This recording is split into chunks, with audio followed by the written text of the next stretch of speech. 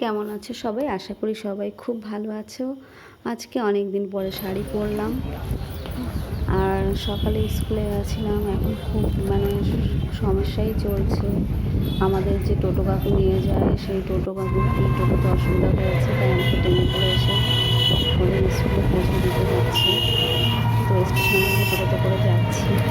তো কিছু ফটো তুলে রেখেছিলাম, ওটাই আজকে ছেড়ে দিলাম। এটা আমাদের বাড়ির সামনে, জায়গাটা এরকম হয়েছে। এখান থেকে উঠলাম, তো শেষটা আমি স্কুলে গেছিলাম, অনেকদিন পরে শাড়ি পরলাম, তো সেটা একটু ছবি তুলে রেখেছিলাম। যখন শাড়ি পরি তখন একটু ভালো লাগে, অনেকদিন পর শাড়ি পরা হয়। তো যাই হোক, তাই কিছু ছবি তুলে রেখেছিলাম।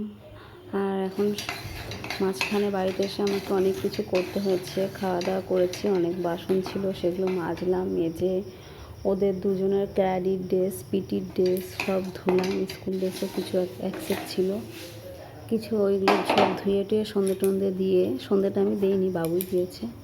তো এখন ইচ্ছা করছে একটু মুড়ি খেতে, তাই বাদামটা ভেজে নিলাম আর মুড়িটা একটু গরম করে নিলাম, খুব ভালো লাগে। তেলও দিয়েছে এর সঙ্গে।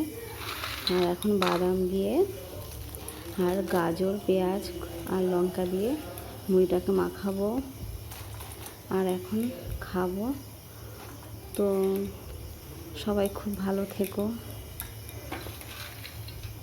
তো এখন আমার মুড়ি মাখা হয়ে গেছে, এখন খাবো।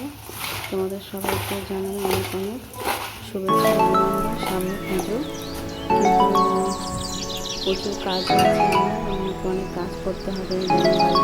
সাইডে জঙ্গলগুলো পরিষ্কার করতে হবে, ঘরের ঝাড় দিতে হবে।